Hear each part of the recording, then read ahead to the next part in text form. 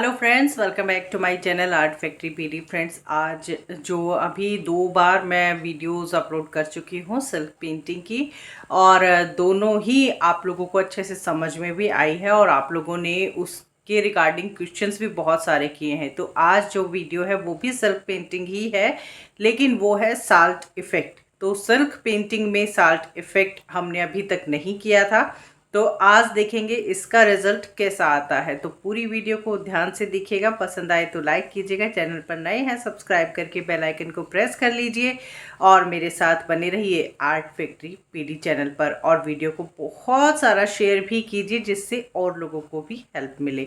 तो चलिए देखते हैं आज की वीडियो में क्या है खास। तो फ्रेंड्स देखिए, ये आप पूरा सीख चुके हैं। जो ये फ्लावर बनाया था, पूरी पेंटिंग आप सीख चुके हैं बहुत अच्छे से। तो अब करते हैं इस पर साल्ट इफेक्ट।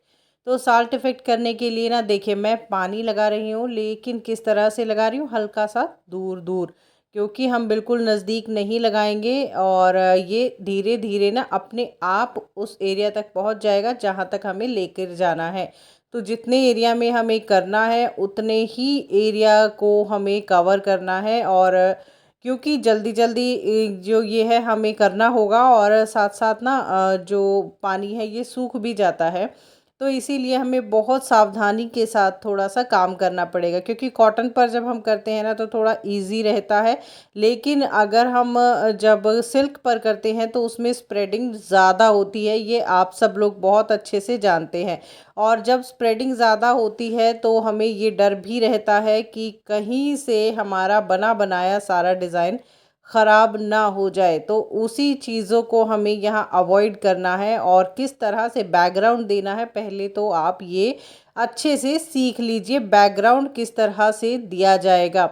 और बैकग्राउंड हमें बिल्कुल साथ साथ देना है इसके साथ साथ, क्योंकि यहाँ हल्का सा हमें 3D इफ़ेक्ट के लिए भी वर्क करना है, ज़्यादा नहीं बहुत कम। तो वही है, इसी अकॉर्डिंगली अब देखिए ये जो है हमारा सारा जो है पानी वाला काम मेरा हो गया। अब मैं ले रही हूँ ब्लैक कलर। तो ब्लैक कलर को किस तरह से लगाना है अब आप देखिए।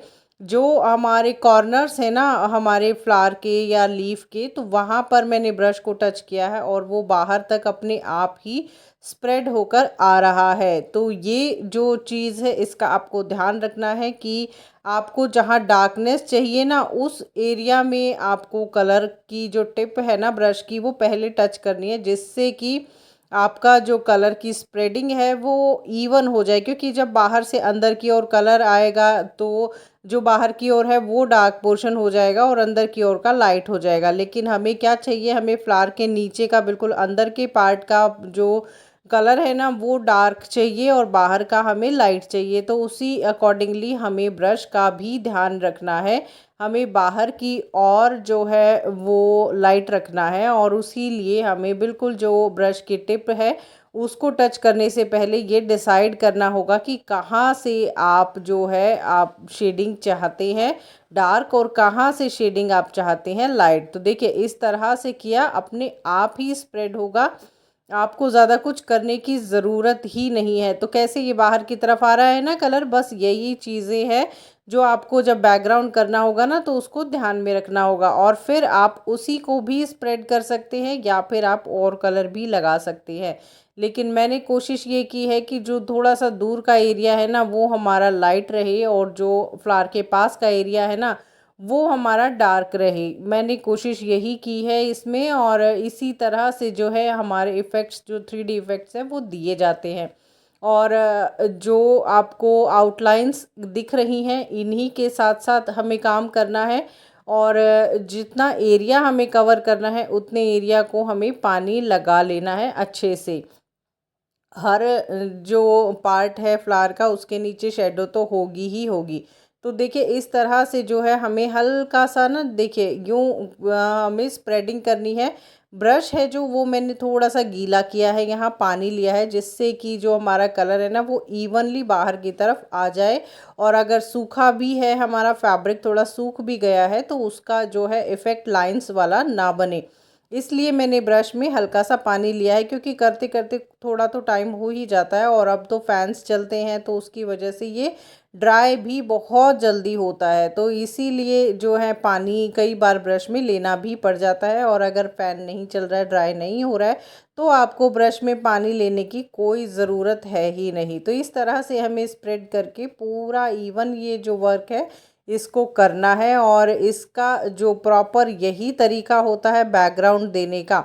आप चाहें तो ये बनाने से पहले भी कर सकते हैं, और चाहें तो आप ये बनाने के बाद भी कर सकते हैं। मतलब आप ये जो वर्क है ना, ये जब आप पेंटिंग बनाएं यानी कि फ्लावर का क्रिएशन स्टार्ट करें, तो उससे पहले भी आप बैकग्राउंड बना सकते हैं, क्योंकि हमारी आउटलाइन तो हो ही चुकी है। और देख लीजिए आपकी आउटलाइन कितनी फाइन है, कहीं से भी थोड़ा सा भी ब्लैक कलर अंदर नहीं गया है। जहाँ मैं दोबारा दे रही हूँ वहाँ मुझे थोड़ी सी डार्क शेडो चाहिए, इसलिए वहाँ मैं दोबारा से दे रही हूँ।